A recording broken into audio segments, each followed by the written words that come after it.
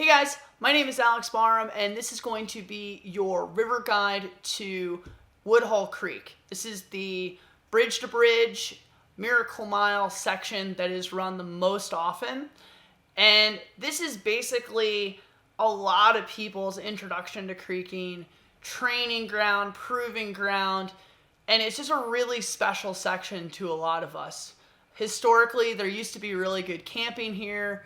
It's a place where even if you only have one car, maybe even if you're alone, if you're comfortable, you can go out and just run lap after lap, walk the shuttle. You only need to shuttle once to spend hours on the water. You know, one of the things the American Whitewater description says is you can run this in 10 minutes or 3 hours, and it's completely true. So while the Woodhull only goes over 4 ledges, at each ledge, the river splits into channels. So there are multiple channels, multiple lines. You always get to do something different. And because of the amount of ice scour that comes down during the winter, the shores are wide open and it's extremely easy to walk around, scout, explore, and hike back up to run more laps. So starting at the top, you're gonna get to a double bridge.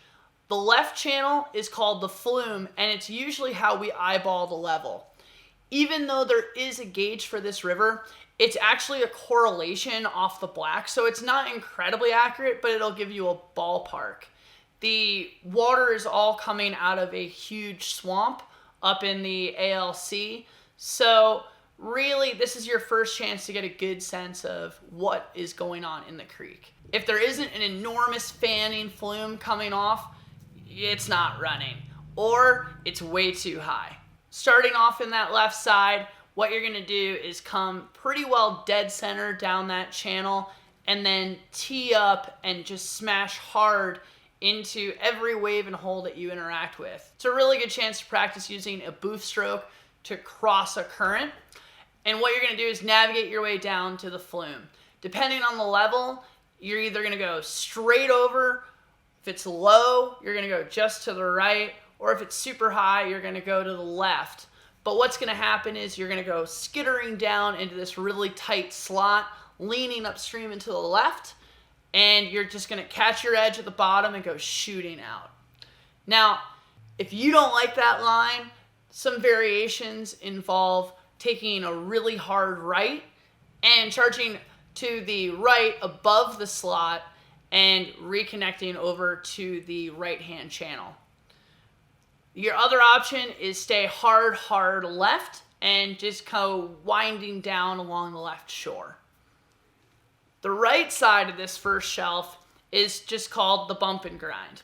Anything sort of works. The most water is gonna be out on the left side when it's low. When it's higher or medium flow, just go for the booth flake directly center underneath the bridge. Shoot out, cruise on down, and just try and work on your booth stroke on the way down. Directly below the pool at the end of this one is another slide. So on the right side, there's sort of a tight technical line that you can work on really tight eddy turns and kind of goofing around in. The left side is a completely start at the center, shoot out the bottom, straightforward slide. You want to make sure you just have a little bit of speed at high water. There can be a hole at the bottom. The next shelf will be about 100 yards below the bottom of that last slide, and you'll know you're there because it's a river-wide horizon line. You can scout at the island dead center, but the left side is called Jacob's Ladder. It's where most of the flow usually is. Do what you want, either go straight down along the right shore, just trying to survival boat down it, or there are some pretty complex eddy jumps in there. I will warn you though, if you mess these up, you will lose some skin on the back of your knuckles. Happens every year to those of us who try to catch the little eddies. The easier line is on the right side of the island. There's a super simple, just point and shoot, slide down, grab a little booth stroke, and you're out. Very cute little rapid.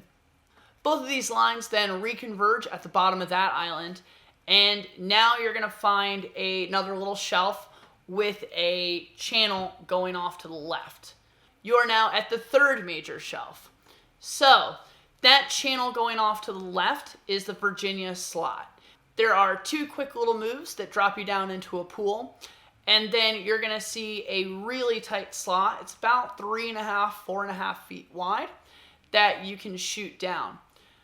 Best thing you can do is just line up the best that you can, read the reactionaries going in, and then I like to put one paddle up and behind me and just let my right blade drag against the wall very slightly. That way, if I do get power flipped into the wall, I have something to lean against and push off of. Further down from the entrance to Virginia slot, you'll now see a 2-way split. The center channel is called Brick in the Wall. This is by far the biggest single move on the river. It is a extended, low angle, super cool slide. It'll probably be the first quote unquote big rapid that a lot of aspiring creekers will do. So what you're gonna do is you're gonna pick your route on the entrance. Either you're gonna go left and slide down a little chute, reconnecting into the flow, and then ping-ponging, keeping your bow pointed a little bit left as you go down before straightening out, even pointing a little right before you smash out through the big hole in the midway. Or what you're gonna do is go all the way on the right into the pillow eddy and then shoot out so that your bow's pointing left, and then just keep it pointed left as you keep kind of ricocheting off the wall down. Either way, the really big thing is to pay attention to that hole at the bottom, and if you're not sure that you're gonna punch it, have someone there with a rope.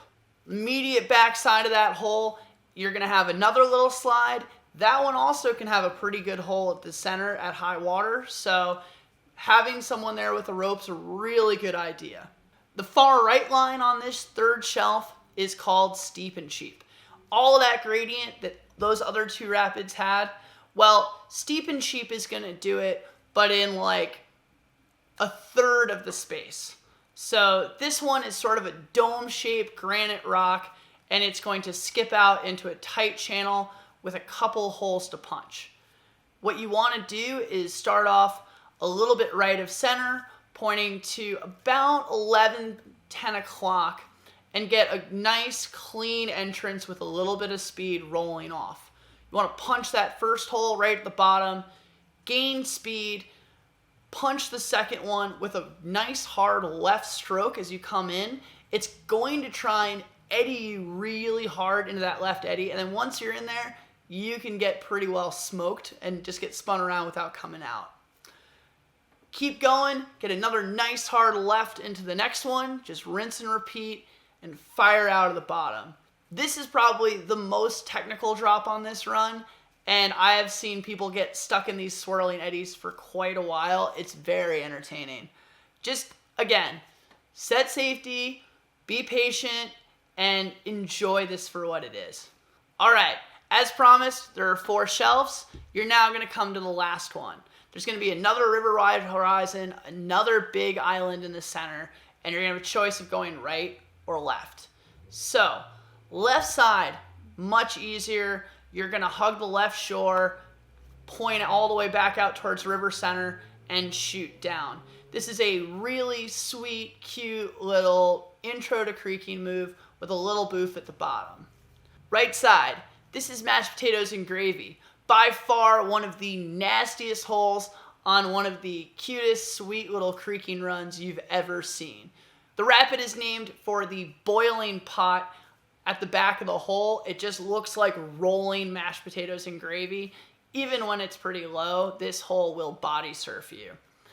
So the lines are either going all the way right or staying all the way left, but the crux move is as you roll over that lip to be pointing at 11 to 10 o'clock, taking a good boost stroke and rocketing left away from the hole. Trust me, you do not want to go in there. And again, if you're not 100% confident you're going to get it, just have a buddy there with a rope. It's super easy, especially if you run the right side, to just get someone there.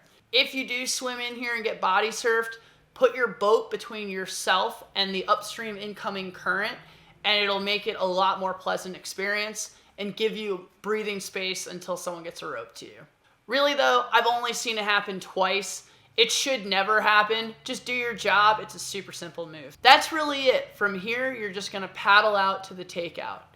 Again, you can run a bunch of quick single laps, or you can run one really long lap and just hike around and explore, run things again and again. My best advice is to use this run as a classroom. Drill every single move into your mind, learn everything there is to learn about it, and really get comfortable in your boat here. This is something that I did. It's part of why I'm the boater I am today. And every spring I find myself back at this run warming up again. If you haven't already, like and subscribe. Thank you, Mountain Man, for making this possible. They're 30 minutes up the road from the takeout. And yeah, I'll see you on the next one.